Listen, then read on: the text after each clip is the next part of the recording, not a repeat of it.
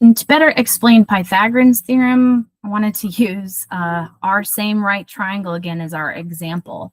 So Pythagorean's theorem states the relationship between the legs of the triangle and the hypotenuse of the triangle, and it's specific again for right triangles. This only works for right triangles.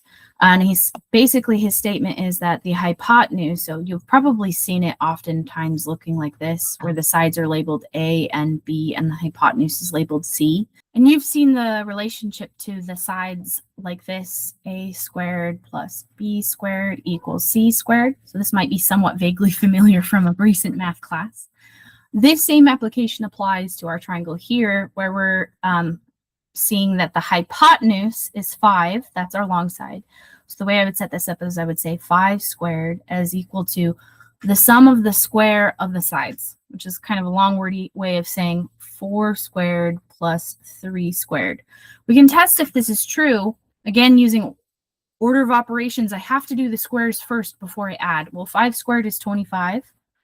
That's equal to 4 squared is 16 plus 3 squared, which is 9. Again, I have to square them before I add them. I cannot do 4 plus 3 and then square it. I would get the wrong answer.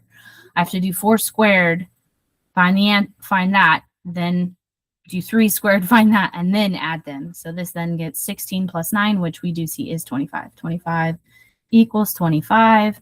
And that's not our proof of the Pythagorean's theorem, but that is an example of Pythagorean's theorem. We will use this a lot when doing vector addition.